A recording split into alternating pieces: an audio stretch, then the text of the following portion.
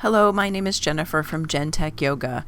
The purpose of this presentation is to give you the information you need in order to lead a powerful power yoga class.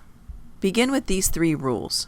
Arrange your students with experienced students in the front of the room and new students behind them.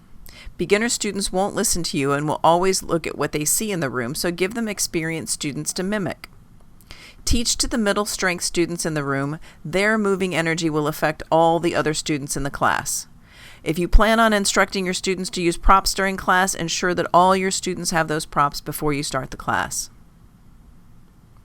You as leader are comprised of 3 very important things: your body language, your tone of speaking, and you seeing the students that are in the studio space.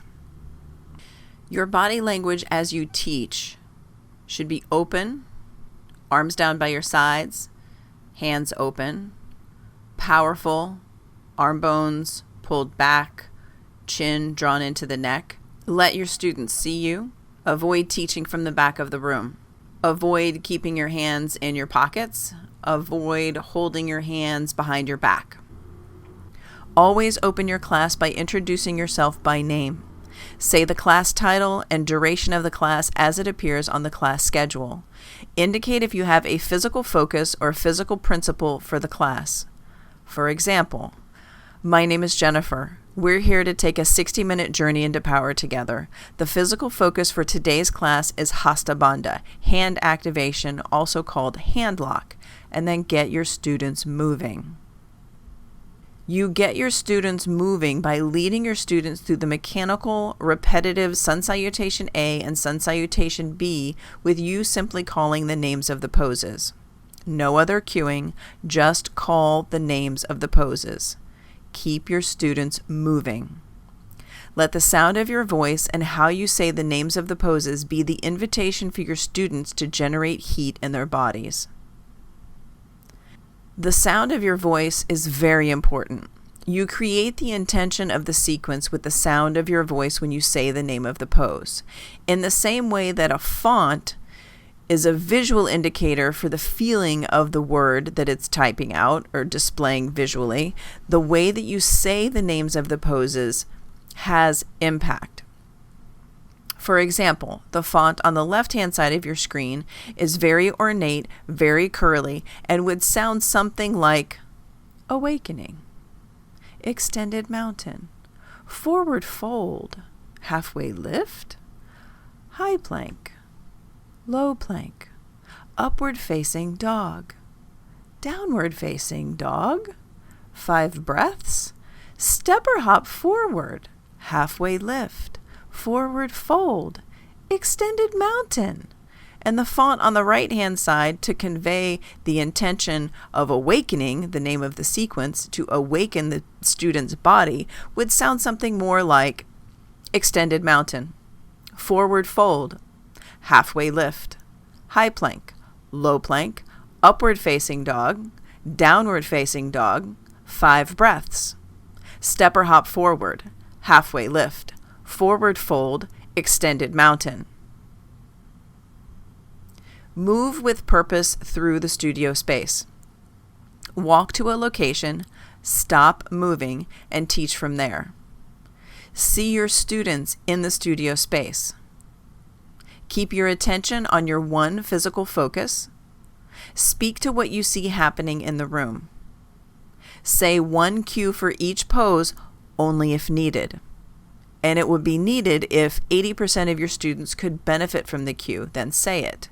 If your physical focus was Hasta Bandha, hand lock, and you saw that your students' hands in the poses were not fully engaged, their fingers were not spread, their hands were cupped, their fingers were loose or limp, at that point you would say,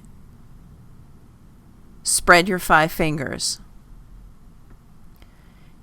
One physical focus per class. Keep your physical focus to one principle for the duration of the class and speak only to that physical focus as you call each pose. This means keep it simple. Your students can only handle one physical focus. The more you cue, the less they hear. You have more impact as a teacher by keeping your cueing to one physical focus.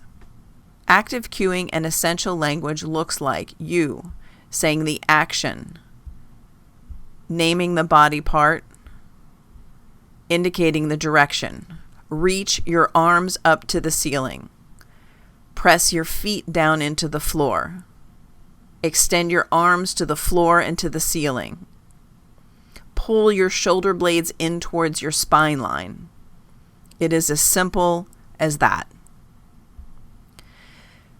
The Journey into Power sequence has a given boundary of time for each of the different sections within the Journey into Power sequence. This can be expressed in a graph like this, a numerical graph. This can be expressed as sections of a clock. Keep the energy in the class moving forward by not waiting for your students to keep up with the poses you're calling. Your speaking will always be a beat or two ahead of your students' movements. Shavasana, Savasana, Corpse Pose. This is the final pose of the class. In a 60-minute class, Savasana, Shavasana should be at least 5 minutes with a minimum of 2 minutes of silence. If you have fans in your studio space, turn them to high briefly to create a momentary airflow in the room during eagle, locust, or scissor legs. Turn them back down to low to keep the warmth in the studio space for the rest of the class. When you get to the core work section of the sequence you are teaching from, tell your students how many repetitions that you're inviting them into. Tell your students how long you'll ask them to hold each pose.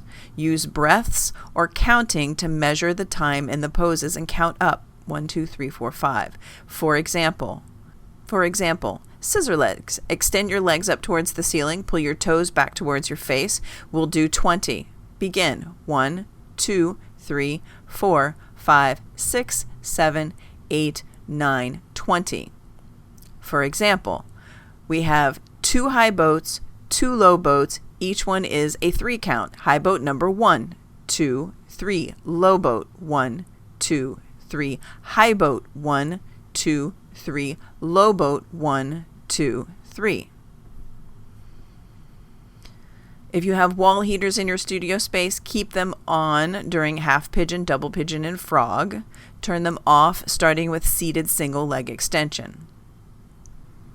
At the end of class, ask for consent before placing the cool lavender towels on your student's forehead during Shavasana. Always ask consent from your students for the cool lavender towel.